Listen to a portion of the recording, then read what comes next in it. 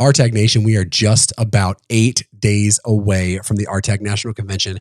Cannot wait to see you. Today, we're talking with James from Raven Career, getting you set up and getting you ready for what you need to do over the rest of this year, but also at the RTAG Convention.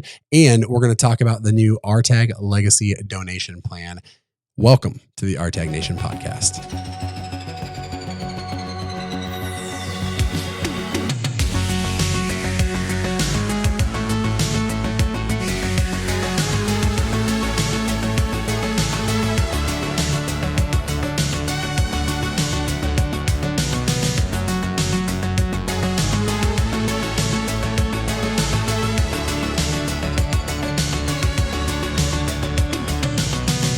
That's right. Welcome back to the RTAG Nation Podcast. Again, just like I said, we are in the last days. We are in the final countdown. We are gearing up to have the RTAG National Convention in Denver, Colorado. If you haven't signed up, better sign up. By the way, tomorrow is the last day to sign up for the Superhero Scholarship Party. You are not going to want to miss it. I think we only have like 90 tickets left as of the time of recording this. So you are not going to want to miss that. All of our scholarship announcements are going to happen then. We're going to have giveaways from Bose, giveaways from David Clark's, giveaways from Southwest Airlines. We have all kinds of incredible stuff to set you up with, and we could not be happier for what is about to come your way. If you have some time, we have some more podcasts. You can find them at this channel if you're on there for YouTube, but also if you've got Apple Podcast or Spotify or everything else that you need, we have those available for you. A lot more coming post-convention. It is very, very exciting to get this rolling and have all of these people contacting us. So what I would like to ask you to do is, one, you can either go over to the YouTube side. You can put in the comments things that you'd like to see, things that you want to hear about. What is it that you'd like to talk about in the industry, maybe on the military side? Whatever it is, let's get that conversation started. So put that in the comments. You can also email me at podcasts@rtag or podcast@rtag.org, and we'll get you squared away, and we'll get some of those things on the podcast set up for you. While I'm speaking of that, if you haven't subscribed on YouTube, now's your chance. You can hit the subscribe. You can hit the little thumbs up for this video, and then also you can hit the bell so you know when we go live. We've got a lot more coming. We've got things like RTAG reviews, where I take a look at luggage from all different companies. We've got a bunch of people that want to partner with us. We're going to talk about different headsets, different little things that we think that could work out for you pretty well. And so that'll be part of the RTAG reviews segments that are coming in the end of this year after the convention. As you might imagine, it's pretty busy, pretty crazy leading up to the convention. Oh, also, what's that little fancy thing you're wearing? This little beautiful thing that I've got on right here, this little RTAG Legacy pullover. Well, this is what we're going to talk about after the interview with James from Raven Careers. In fact, I'm going to jump right over to that interview. It's been pre-recorded for you with James, who's a fantastic friend of the show. We love having him on, and we talk all about things like getting ready for the convention, getting yourself strategized for what the next step is in the jobs that you need. And James has, again, been a big friend of the show, and we're super excited to have him. So let's jump right over to James at Raven Careers. James, what's going on, buddy? Nothing much, man. How you doing, buddy? Doing good. It is so good to see you. We've missed each other quite a bit over the last couple months, man. Yeah, it's been crazy. It's been, I think, probably busy on both of our sides. So. Yeah, it's been. We're gearing up and getting ready for it. I know. If you haven't met James before, you haven't been around RTAG very long. That's the truth. But one of the things that I always try to, when we're together, I always try to reminisce about I think it's still one of the most popular things is networking for introverts has been. Yeah. People still talk about it to this day about, man, James did this huge talk, and it was like totally changed the way that I approach conventions and people. And it was so funny, dude. Yeah. I'm socially awkward, so it's hard for me when I go to conventions. So I don't like pushing it too hard, but I'm the guy that, San Diego, Frontier invited me to their party. I fell asleep out on the patio. Oh my gosh. So yeah, it's just, how it works. But, I find if I can get people into smaller settings, it works better. So, yeah, it's really good. And, we're going to, by the time this is aired, You will have already seen, those who are watching or listening, for you people who don't like to look at beautiful faces on these podcasts, you'll be able to listen to the podcast. But by the time this is airing, I'll have already done my ride report, and you'll have already heard my thanks to James. But James, one of the very original guys that kind of poured some effort and time into me when I was coming out of the regionals, not knowing anything, right? The regionals were hiring every military guy coming out and trying to go to Frontier, who was doing it. I was really low time, and you guys really, really helped me out with that process. It was awesome. So thank you so much for that. Yeah, it was fun, man. That was when we were all figuring out. I remember when. I remember it was, will anybody hire a helicopter pilot? Yep. Then I remember it was, oh my God, you can go to regional and fly a jet. And then it was, no, there's no way they'll hire you to fly an Airbus at an ultra low cost. And then we hit that one. And then it was like, shit, they'll hire you at the majors. That's right. So I remember the whole evolution from like, will you take a helicopter pilot to, rotary transition guys going, I'm not going to a regional first. I'm going straight to a legacy. That's right. It's been a fun couple of years, man. It's been fun. It's been good. And, I think we're starting to see almost there's a large group of us. And I honestly think there's probably thousands of people that have a thank you that they owe to Raven, your team, Eileen, because there's been so many people that you have poured into in this community from the very beginning. And, listen, even if you don't need James's services and Raven's services, make sure you go by and say thank you, because they really have poured into the community at large, and we just are pumped. And now I think we're seeing a little dip, not the full other side of that bell curve, but a little dip, and we're starting to see it maybe come back up. So that's some of the things I want to talk to you about today is, what are you seeing currently right now? We were talking a little bit before the show, but what do you think we're seeing? I personally think we're coming out of this little lower hiring with some unexpected or forecasted things, and that we're starting to see it come back up. Are you starting to see that same thing with the hiring in the airlines? Yeah. So, and we can see it clearly at this point. Yeah. So we usually get the data about 2 to 3 months before people see it on the internet. Just because we got our hands on a lot of places behind the scenes. The big thing so there's a couple things with this. So I'm sure a lot of people have heard the saying, when your neighbor loses their job, it's a recession. When you lose your job, it's a depression. Yeah. And so the past couple of years have been tough for folks, because most of the people now that are applying for jobs have been in the industry on the civilian side for 10 years or less. Like that's their exposures, basically 2015 to today. Okay. And so if you go to hiring all the way back to like the 1980s deregulation, you'll see your average high hiring year of pilots was somewhere around 2000. You have to go to like the 2005, 6, 7 timeframe to find the time when the hiring spiked to about 5,000. Then you had the 2008 financial crisis dip back down again. Right. Then you have like the 2016 timeframe, went back up to 5,000.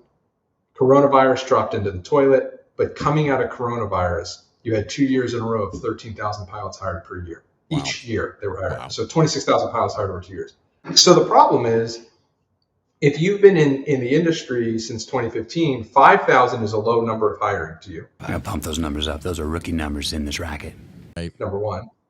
And number two, the benefit that, let's say, someone like me had, and I mean this genuinely, I started instrument training in June of 2001.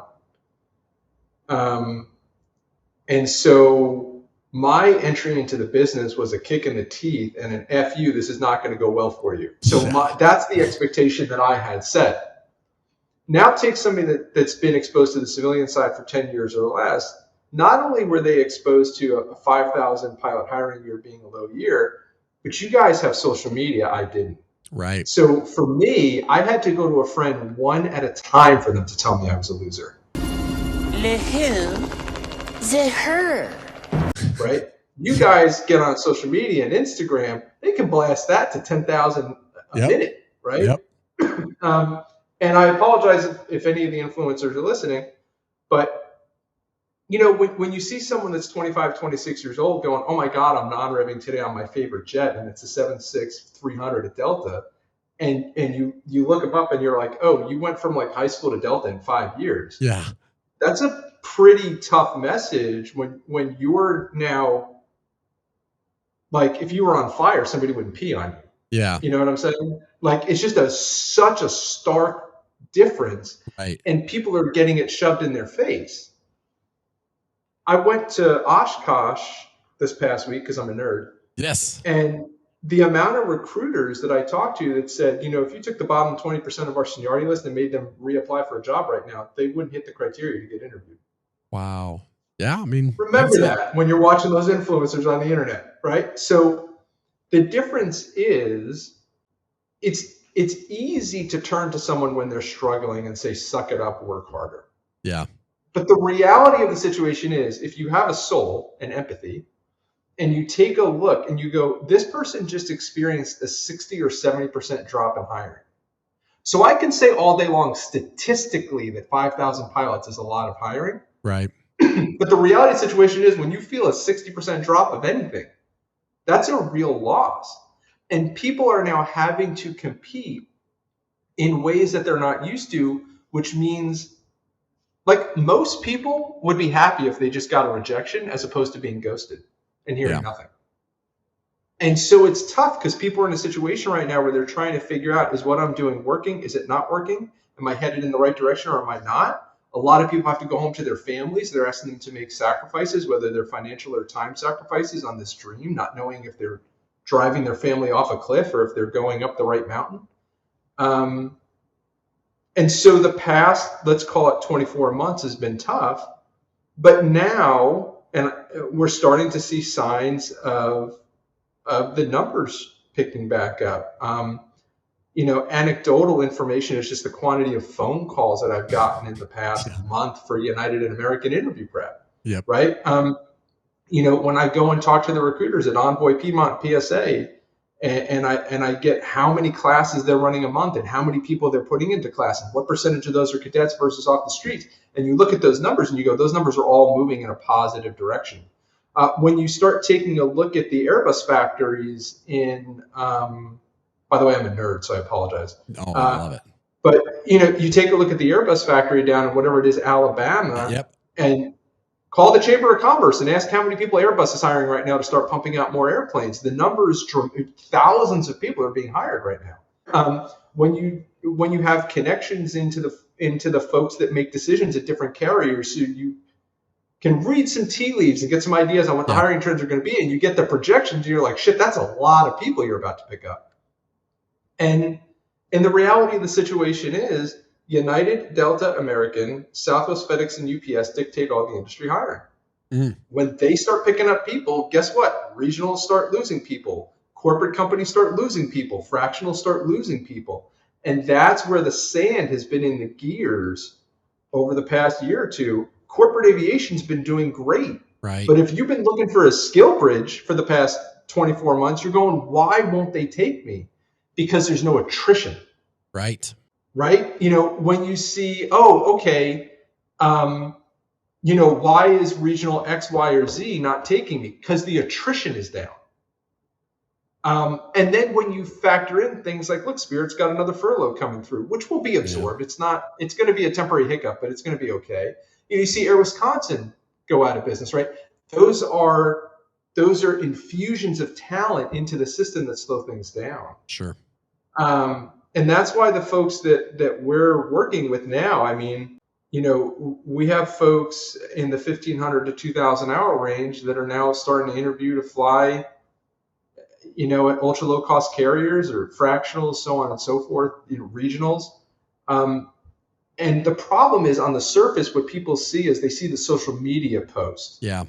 Where somebody's congratulating them or, and this isn't a knock on you, by the way, right? But you had a picture the other day on the internet and somebody sees that, but they don't see what you did over the past 2 years or 3 years. Yep. So it looks like to them on the outside, it looks like it happened really fast, which reinforces that, what am I doing wrong? Right? The reality of the situation is like weightlifting. You go to the gym, you pick up a weight, you look in the mirror, nothing happened. That's right. And then you go back the next day and you do it again and you're like, nothing happened. And you do it again and again and again. And then in 2-3 months, you start to see, there's some, well, not in my case, I don't have any muscle, but there's muscle forming, right? Something's happening. Yeah. And then a year later, you're looking at pictures of yourself and you're not the same person you were a year ago. That's the same thing on the career side. It's about relationship nurturing. Yep. It's about finding people on the inside that will harass HR for you so you don't have to. I love that. And when I say harass, the line is a restraining order. I want you right up to that line, but not quite across it, right? That's right. That's what it is. Well, and so what you're saying is they should come to RTAG is what you're really saying is people should be at RTAG. So it is, but I want to make sure when people are going to the conference, they're going into this with the right mindset. Yeah. So we just did this for Oshkosh, and we're already doing it for our folks for RTAG. When you're using tools like LinkedIn, when you're using tools like Facebook, when you're using tools like Instagram, you are preheating the relationship. So when we work with folks in our concierge program, we're meeting with them monthly, literally going through all the messages they're sending to people, helping them craft the messages. Who should they be talking to? What should they be talking about? Like, so we're in the weeds with them. It's not like go network and go talk to people. I'm literally showing up and like getting them dressed in the morning. And so we just had one of our folks was like, yeah, I did all this networking, and when I went to the booth of the carrier that I wanted to talk to at Oshkosh, the recruiter recognized them and went, oh, it's so-and-so. Turned to the other 3 recruiters in the booth. This is the person I was talking to you about that I've been talking to for the past couple of weeks, couple of months. Now, when you go up to that booth at Oshkosh, when you go up to that booth at RTAG, you're not a new face. You're a familiar quantity. It's a very different experience to start a conversation with someone from that perspective than it is to effectively go up and beg for a job, which if anyone has tried begging for a date, it's the same thing for a job. It doesn't work. Yeah. And then the other thing is, when you're at the convention, don't get me wrong, there are going to be people, and what you can discuss and can't discuss, I'll leave that to you. I won't say anything. But there are going to be people that are going to walk out of the convention with a job. They're going to walk out of the convention with a job in hand. Okay. But that's actually not going to be a majority of the people. Correct. It might be 10%, might be 15% of the people.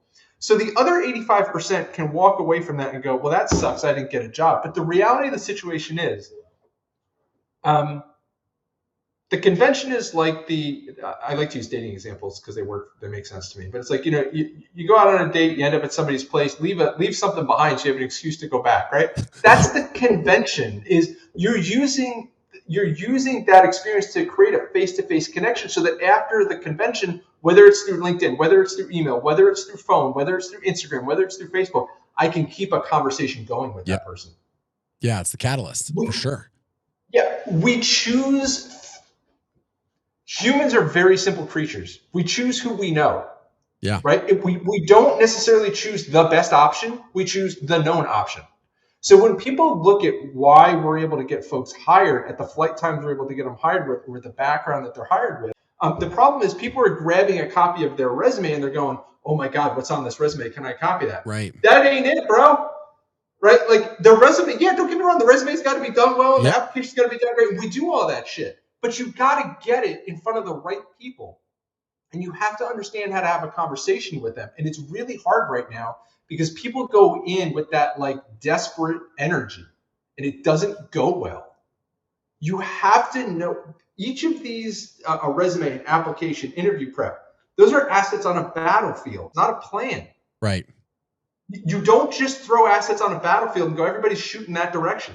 Right. It's not how it works. There's a whole plan and coordination behind all that.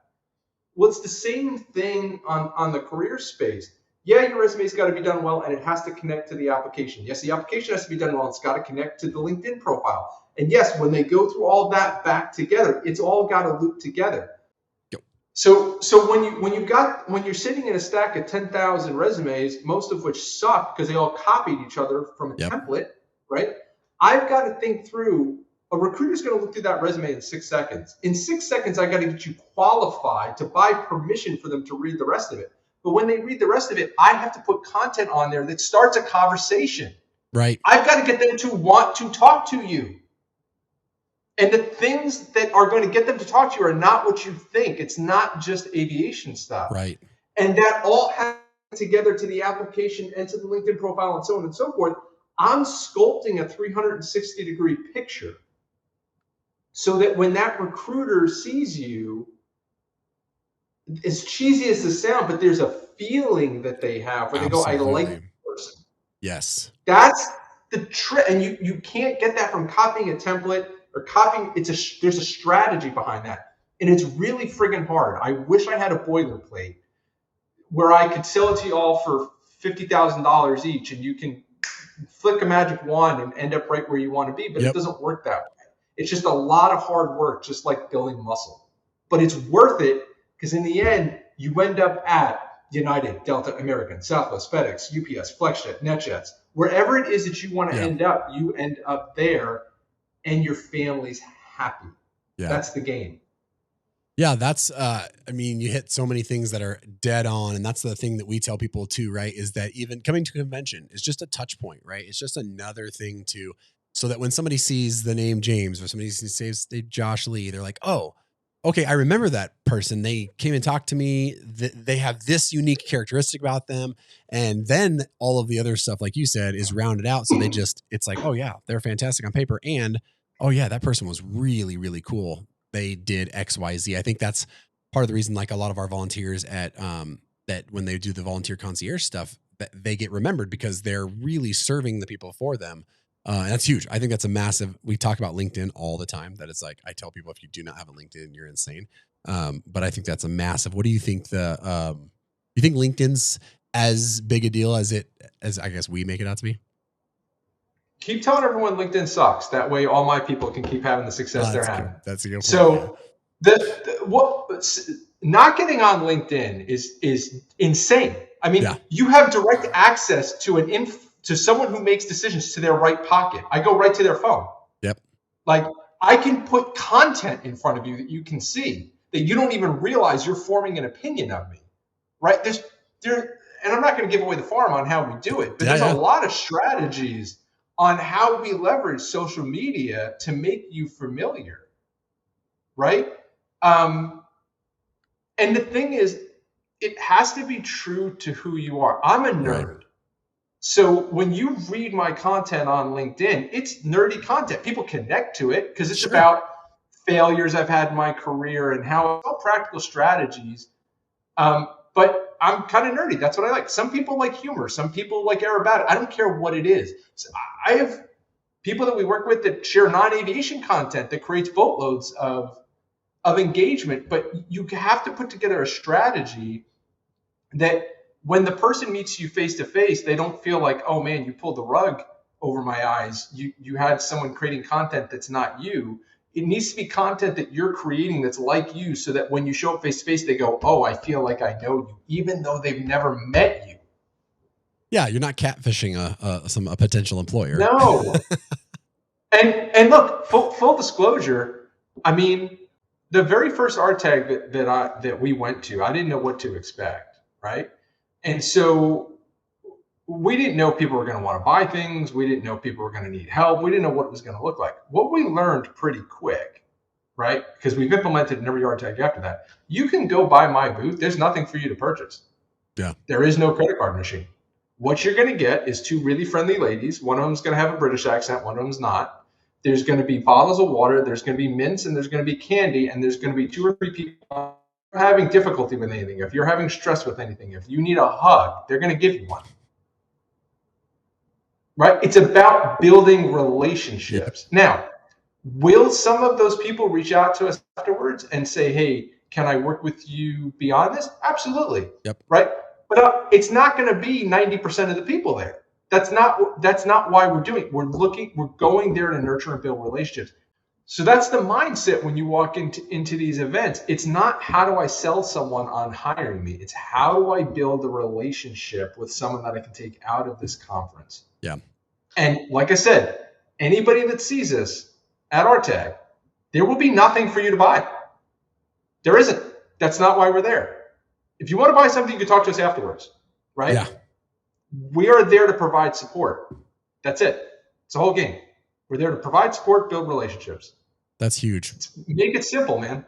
Yeah, it's huge. And it's a big deal because the relationship building is a people, we talked about before, and I've probably said this a million times, but we hear the adage that it's all about who you know, but we always say it's not just that. It's all about who you know and what they're willing to do for you. Right. And so it's about that relationship. What And how am I serving somebody else? And in turn, how are they wanting to be able to serve me? And so I think that relationship building strategy is, again, not just a strategy, even it's a wonderful thing to do, because you end up like, again, I hired you guys to help me, and we've had a relationship ever since. Like, we've been friends ever since, and it's been great. And it's been awesome. And so those are the things I think that continue to build. You mentioned something about concierge service. Tell us a little bit about that. Or what you can tell us about what Raven does there. Sure. So, the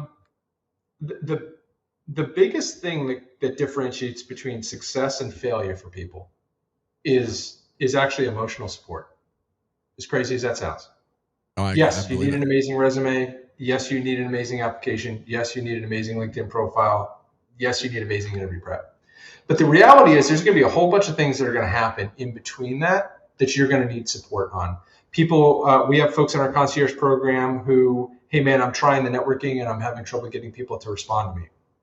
Hey, I've been networking and now I have multiple opportunities on the table. I don't know how I should prioritize this. Had a guy the other day go into an interview. Hey, my company didn't upload my records into my PRD, and now I've got this interview, but I don't want to tell my company, because if I do that, then, they may find out I'm applying, right? And so what we said is, hey, look, people need great resumes. They need great applications. They need great LinkedIn profiles. They need great interview prep. They need all the pieces to fit together. But really what they need is the emotional support in between there. And so what we created was a concierge program. And the premise behind it is we limit the amount of people that we put into the program. That way everybody gets one-on-one. Meaning anytime they have a question, they can pick up a phone and a live human being is going to pick up, ask them what their problem is, and connect them to the exact right person on the team to solve it. But we start by setting out a strategy on how do we get them from where they're at to whatever their end goal is. And it could be a NetJets, it could be a FlexJet, it could be a United, Delta, American, it could be any number of those. And then we lay out the strategy. When we lay out the strategy, if we both agree that that's a winning strategy, then we talk about how we're going to do that, right? Once we see eye to eye, then what happens is we hit the ground running into the concierge program, and we're with people between 3 and 5 years. Wow. Yeah. So think about how many phone calls, think about, and by the way, this is not just between the individual pilot. I had a guy who was deployed overseas. Him and his wife were having some conversations about some things, about some opportunities he had on the table. And he goes, hey, we're having difficulty. I'm not available. Could you get on with my wife? And I did. Awesome. And I got on a Zoom call with his wife, and she went, here's all the things we're talking about, and here's where I stand, and here's where he stands. And we talked through it, and she went and they talked, and yada, yada, yada, right? That's awesome. It's about making sure that person is surrounded by a bubble of support, both from us and both from their family, understanding all the steps that need to happen along the way. What does success look like? What does failure look like? Right? How do I know if what I'm doing is working or not? And then connecting them with other people in the program, right? So for example, if you're going to company A, and I know somebody we just got hired there in the program that has your similar background, then I can connect you with them and they can talk about what the process is. If I have someone who's leaving company A to go to company B, well, guess what? Before they leave that company, I can have 3 or 4 people in that program connected to them to get a referral to get into the job that they're going to be leaving. Nice. Right? So it's how do I create that network of people where there's a rising tide raising all ships, where you have access to information that's not public, and we're making moves, right? So that you have people getting into position to shorten the time frame between where they're at to where they want to go. That's awesome. That's super cool. I think they call it cheating. So listen, if you ain't cheating, you ain't trying, right? I don't know what else to tell you. There's nothing. It's nothing. And when I say that, I say it tongue in cheek, right? There's nothing unethical. Yeah. But it's a matter of how do you get access to information where you can make decisions ahead of the market. It's really what it is. That's huge. Yeah, I think that's huge. So that's listen, if you're listening or watching this, get a hold of James and his team. I think that's something that there's quite a few people that might be interested in that, and it's a great conversation to have. I do remember, when we first had the conversation, when I used you guys, it was such good conversation about looking at strategy and what does it look like and why. And I remember this pretty distinctly, and I don't know if you do or not, but you asked me, why do I want to go to Frontier, right? At the time it was going to Frontier. Yeah. Piedmont was doing great. They had hired me. I mean, it was a great time. And I had to really sit back and think, why? And, and I gave you the reasons why. And it was like, okay, now let's start looking at taking that why and understanding how you're going to present that to them in a way that makes you, again, hireable, which is massive. I don't think enough people think about, well, I'm going to United, Delta, and American because they're legacies. Well, okay. Well, why is it because maybe a flex jet's more your personality or something like that? And so that's one of the things I love is you're never afraid to kind of give the real scoop. Well, and the other thing, and quite frankly, this is a lot of what we have our conversations about, is people are like, I'm willing to make the sacrifice if it's going to get me to where I want to go, but they don't actually understand what sacrifice they're going to make. And so you can end up making a horrible decision, signing your family up for a very, very, very bad ride for the next 5 or 7 years, because you just don't have enough access to information over how is this really working right now. Right? Great. I'm not pulling. I apologize. I'm not some guy sitting in my underwear on a forum. Yeah. Right. I've got data from thousands of people. Right. I've got people I can call at any place you want to go and go, hey, look, what is happening there right now? Mm-hmm. And that makes a huge difference because the decisions you're making are based on facts, not on conjecture. Yes. And that's huge. That's big. Because it's not 2022 and 2023 where you're going to make the sacrifice for 6 months or a year. Right. The sacrifice most people are going to make is a lot longer than they realize. And so you want to make damn sure that whatever you're going to sign your family up for, that A, they know what they're getting into, and B, look, I can't control if somebody kicks off a hot war, right? But notwithstanding some major change that nobody could have anticipated, you want to know that the sacrifice you're about to make is going to end you up where you want to go. Yeah. Otherwise, you end up paying for really expensive attorneys and psychologists for your children after the divorce is done. Yes, you're not wrong. You're not wrong. Yeah, no. That's how it works, man. Well, and that's one of the things that I always like. Listen, if you guys like people that are going to give you the real scoop, it's candid. You're very candid, which I love, and is honestly going to be super honest, but actually cares. That's one of the things that you actually give a crap about the people that you're serving, which is huge. And that's been, I know that's the word that goes out about you guys all over our social media and anywhere else that talks about it. So, we've always been big fans at RTAG of you all and the way you treat people. And then the way you really, it's like, hey, give me the information. Okay, here's where I think you're making a great idea. And you're not afraid to be like, here's where I think you're making a dumb decision. And I think we need that. We need that kick in the face. Yeah. Look, the reality is I suffered so you don't have to. I never served in the military. I haven't. I tried to get into the Army. They rejected me. They at MEPS. But look, here's the deal. I didn't serve in the military. But I have been a civilian pilot for the past 25 years. Yeah. There's nothing that someone's going to run into that I haven't seen before. I've been an FAA safety inspector. I've been a 121 pilot, assistant POI for Atlas. I was a flight check pilot. I was a fracture. Like every stupid thing. I went through 9/11, 2008, and coronavirus on the civilian side. Yeah. On the civilian side. Yep. Right. So I never want to misrepresent kind of what my background is and where I've come from. Right. I did not serve in the military, but I have experienced a lot of shitty things on the civilian side. Yeah. And so the same tricks pop up over and over and over again. And once you understand how those decisions are made behind closed doors, once you understand the real, you ever watch people that didn't serve in the military talk about their ideas on how war should be? Like, you don't really know what you're talking about. That's not how that practically works in the real world, buddy. I know in a textbook someplace that sounds like a good idea, but that's not how that's going to work in the real world. It's called the news. Yeah. Yeah, right. So most of the people listening have been in a position where they've heard someone with, an academic understanding of something talk about it, and you're going, that's not how that works in the real world. Right. Well, that's what we bring to the table. So when we're showing up, it's not a matter of you're stupid. It's a matter of I don't want you to suffer any more than you have to because I have, and it sucked a lot. It really was not fun. Well, man, James, I always love when we could literally talk for hours, I think, on this. I always love having you on. And we talked about before the show, we're going to start working on trying to get a more regular segment with you and just talk about industry stuff or networking. I think it's super fun and people love it. We always get great reviews when you're on. So they love having you on and coming to the convention, right? Raven's coming to the convention. Yeah. I'll be flying on an airplane now, man. That's right. That's exciting. Denver's going to be great, and super excited. Go make sure that you go see James and Eileen. Eileen's coming out with you again, I assume, this time? She will, yeah. Eileen and Louise will be there too. Awesome. So. It's going to be fantastic. And tell everybody, again, for the audio listeners, since the people that are going to watch this are going to have the links to this, all of these things in the comments or down in the description section. But tell everybody where they can find you. Sure. ravencareers.com. You can click contact us. It sends you right to our calendar. You can book a free 15-minute call. The purpose of the call is just to make sure we understand what your problem is. If we can't solve your problem, guess what? There's no point going any further. Right. We need to make sure we understand what your problem is. What have you tried that's worked? What have you tried that's not worked? And then from there, we can make a determination whether or not we can or can't help. Awesome. Well, that's incredible, James. I want to thank you for stopping by again, man. This is fantastic. I cannot wait I'm going to come by and get a hug. But I can't wait to see you guys in person again at Denver. It's always one of my favorite times. And thanks for stopping by, man. Thanks, brother. Later. James, thanks so much for stopping by. We love having you and so glad to see you. And thanks for doing that interview. We're going to see you here soon at the RTAG Nation Convention. And just want to say thanks again.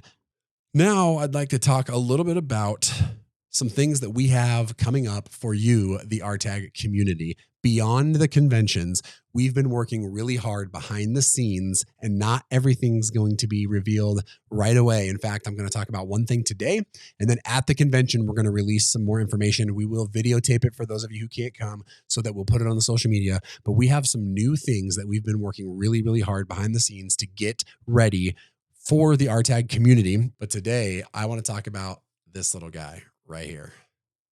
So, as you see, I'm wearing a beautiful pullover, quarter zip, custom with an RTAG Legacy branding. What is RTAG Legacy, you might ask? Well, I'm glad you asked. It's a way for us to partner with you in donations. In the last 4 years, a little over 4 years, we've taken in just about $205,000 in donations. That's between direct donations from people giving us donations through the website or at the conventions, and also the sale of our shirts and all of that stuff. We've taken in about $205,000. In that same amount of time, we've given out close to $800,000 in scholarships. Obviously, you can see a little bit of disparity there, but what we do is we take all of the money that we make from the convention, if you will, for getting the sponsors to come and sponsorships and all of those things. And we take all that excess and we put that towards scholarships every year. And then we save some so we can build up interest for the next year. And we just kind of keep doing that. Our goal is to give away $500,000 a year at a minimum. That's the start goal. You're making $500,000 on this deal? $500,000 a year to our veteran members, so that we can help change the trajectory of what you want to do and what you thought was possible. You're going to hear this year at the scholarship party, you're going to hear from some of our past winners and what's happened for them. In fact, I'm going to have a few podcasts that's going to talk with some of the past winners and where they're at now and what's going on and how the scholarship affected them and what all it meant. So one of the things that we talked about all of this time from when we started this whole thing to where we're at now is that we want to leave a legacy for people that are behind us. It's not about being at a legacy airline, but it's about leaving a legacy for those who are following in our footsteps. A lot of times you've done it in mentoring, you've done it in helping somebody, maybe giving resume help, maybe giving a letter of recommendation to an airline that you're at that somebody else or one of your friends is trying to get to.